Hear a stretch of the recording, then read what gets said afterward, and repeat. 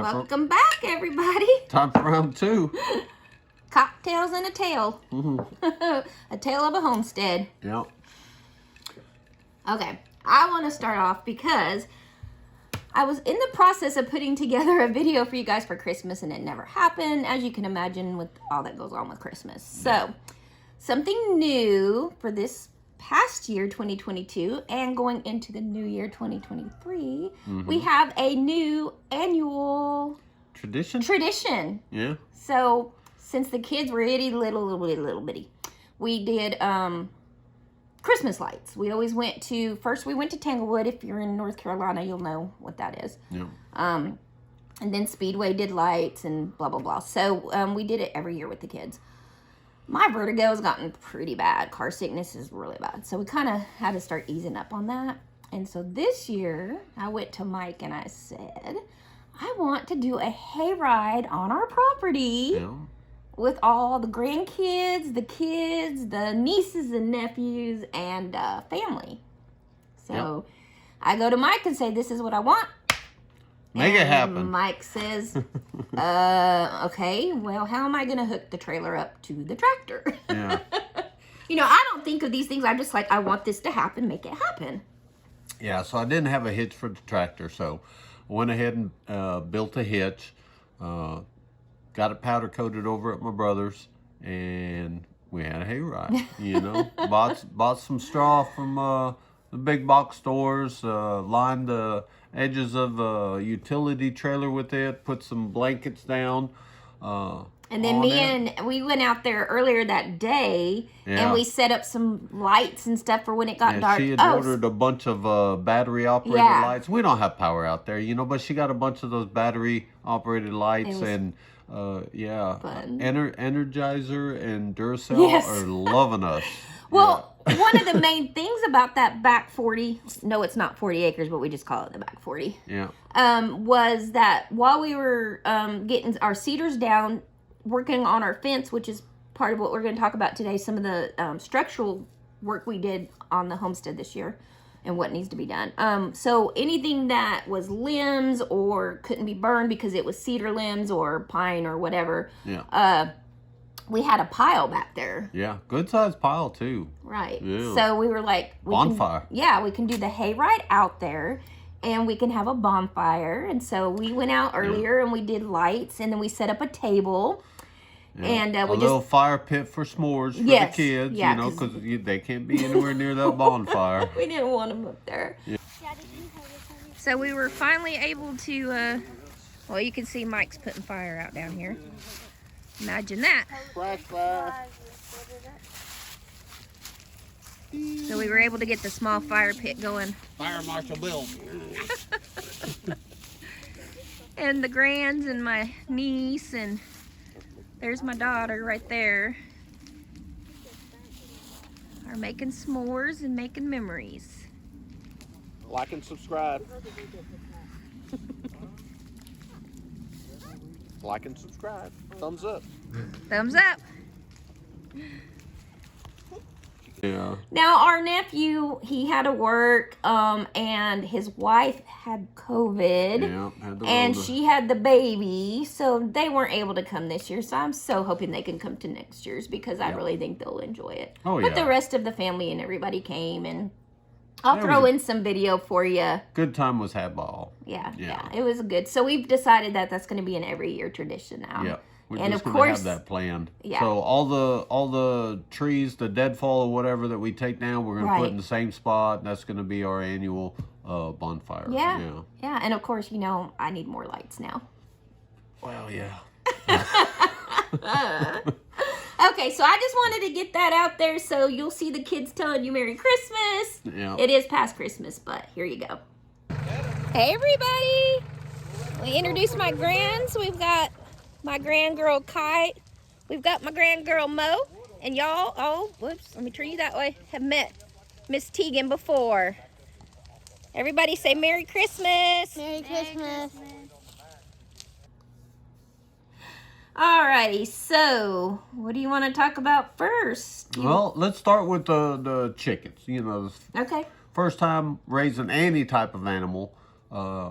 was our chickens. We started the chicken coop back on the old property, and we got the one that everybody calls the condominium, the coop-dominium. the coop-dominium. Yeah. So we it's not built no that. chicken coop. Started with six chickens, and we moved down here with the help of my nephew and my brother. Yeah.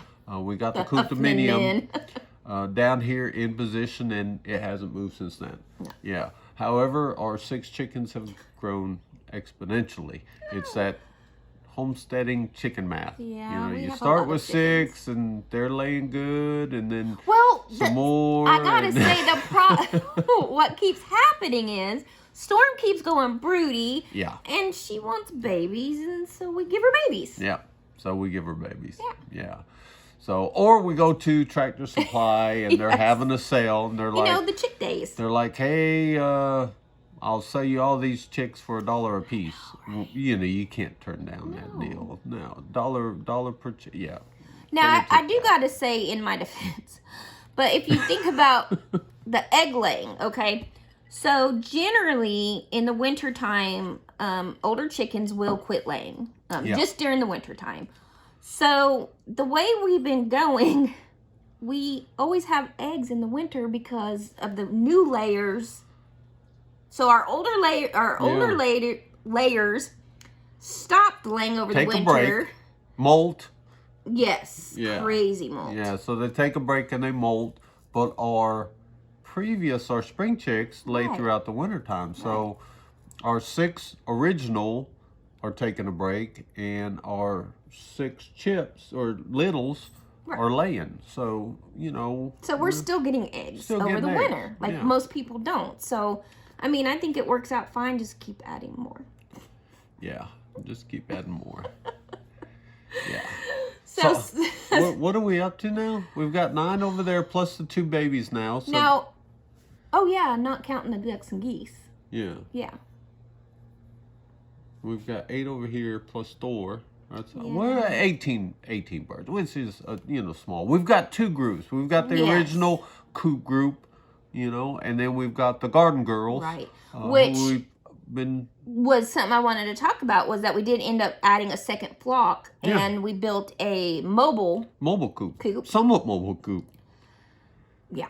Yeah, He goes a little extensive on Yeah. building stuff to make sure it's good, but it Yeah. also gets heavier. It gets heavier the more sturdier you build it. Yes, Just remember for that, sure. So now we live in a rolly kind of hilly area. There's not much Yes, flat land no. up here by the house. Out in the pasture, much more Yeah. flat. for But sure. Yeah. So, So we just got the mobile coop. We took a group of girls, our second flock, which we call the littles, yeah. and we moved them out towards the garden, the in-ground garden, and we Yep. let them do their business there and Yep. take care of bugs and scratch and We'll move them. I'll move the coop. I try to move the coop daily. It's got a small, 4x6 footprint or whatever, and I'll move it so that the night fertilizer doesn't build up too bad. But they have a big, I don't know, it's 280-foot fencing from Premier One. So, right, that we keep them in. So they move around quite a bit, and we've probably moved them 6 times in the last three months. So they're spreading out their fertilizer and hunting down bugs and pests and whatnots and scratching up the soil. It's all Right. good. Yeah. So it's They're going doing really what well. they're earning their keep. Yeah, Let's they're put it that definitely, and way. they're the ones that are laying. So, Yes. So we've they're got doubly earning yeah. their So keep. they're doing really well earning their keep around this place. Yeah. Our older girls not so much. Now, are we planning on doing more birds? That's still. Well, we know we want to do meat birds. We are doing meat birds, so that's going to be a Right. new thing next year. Talking about animals Yeah. on the farm, is we are definitely planning on doing meat birds. Yeah. So we're either going to go with the Cornish cross. Everybody loves the Cornish cross because it's such a big bird, But they do have their downside of heart issues and leg issues and stuff like that.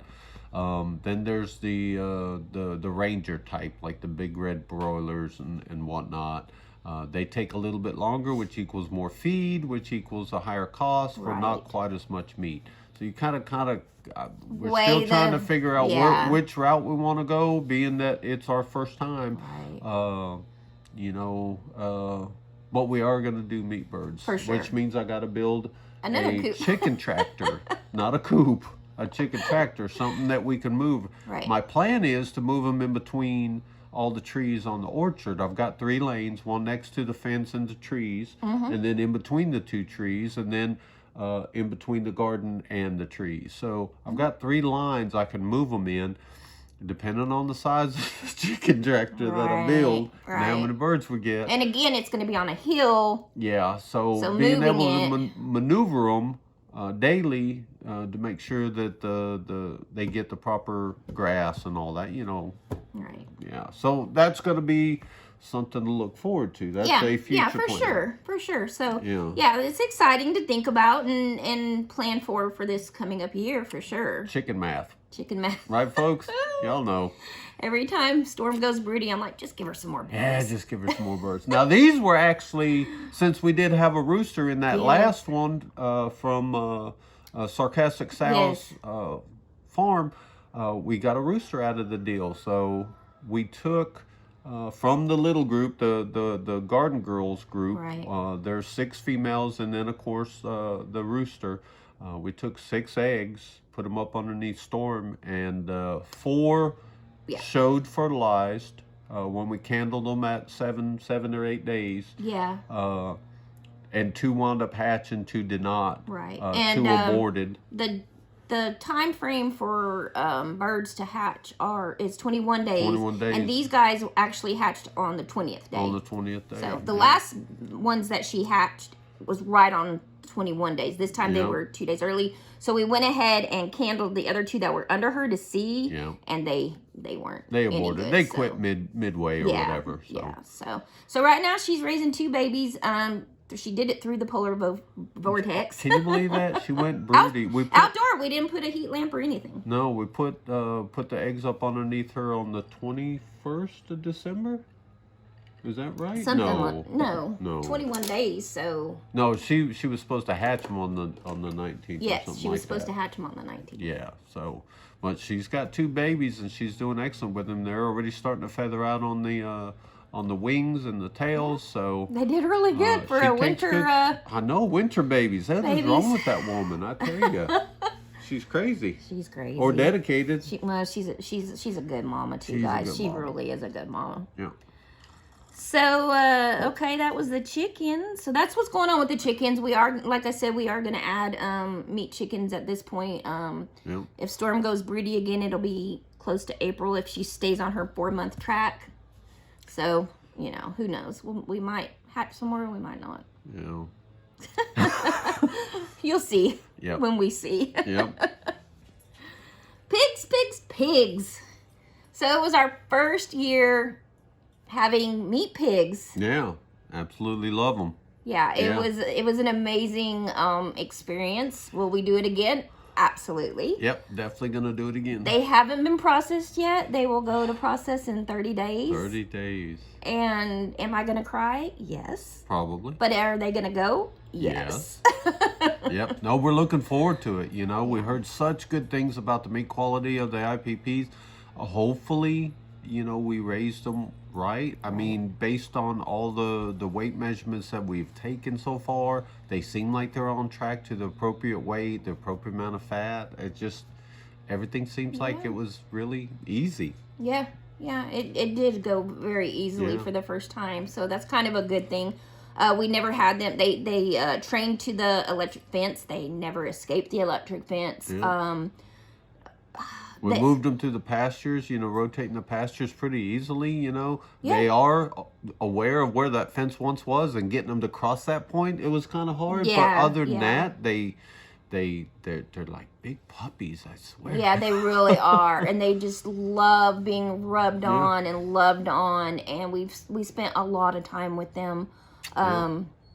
But we do know that their purpose is for food. So. Yeah, they are. Now, one of the things we learned was so IPPs don't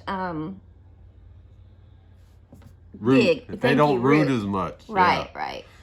Ours did. Well, I still say I don't think it's as much as other pigs. They don't. Yeah. I mean, I don't know. This is our first dealing with them. You know, they say the IPPs are non-rooting pig. You know, if they have the right minerals. But everybody's situation is different. And then you talk to everybody else, and they say, I don't care what kind of pig you got, it's gonna root. Yeah. And I agree. And of course, our pastures weren't ready. I mean, not that they weren't ready, but we could have, and we are. For the coming year. Yeah, gonna improve on them. Improve the pastures and plant different things for them, you know, so. Yeah, I'm not complaining about them one single bit. You know, I understand that the pastures, you know, this is the first time they've had animals on them in a long time. Yeah, very long time. Yeah, they need some work. Yeah, definitely. For sure. Everything needs work. Right. Yeah. I mean, we did well, don't get me wrong, but again, you know, everything can be improved upon. Yeah. We're learning, you know, as we go. Right. Do a lot of research, you know, try and figure things out and work with what you got and improve on it next time. Right. But they were very healthy healthy pigs. We never had any problems, like I said. No nothing. No, they did well. Little did we know, just a couple days later, Bacon would be down with some type of digestive sickness. And there is a video out on that already. They didn't eat our chickens. Big Red, one of our chickens, loved to go in there and eat with them like all the time. They just let her. It was just like, okay. Yeah. So that's definitely going to be a do-over. Like I said, they're going to process in 30 more days, only because we kind of made the phone call a little bit late getting them in. Yeah. We plan on trying to fix that this time. I did contact the sarcastic sow again and let her know that we are very interested in 2 more meat pigs for next year. So yes, we will be doing it again. And we did have to add another freezer in the house. Well, yeah. Yeah. Yeah. So, but yeah, they're doing great. And like he said, we've really enjoyed it. Yeah. It's been a good experience. Yeah, I loved having those pigs on the homestead. I think they've been a great addition to the Huffman house, without a doubt. I can't wait to taste them. So we will definitely let you know how they taste. We'll keep you up to date on everything from... taking them into process and all that. Yeah. Y'all just watch the videos. Hint, hint. Subscribe and hit that notify so when we do the videos, it will pop up for you. Yeah. You know, since we moved down here... it hadn't been utilized for animals in a really, really long time. So, number one, we wanted a perimeter fence. Now, the back acreage still has their perimeter fence back there.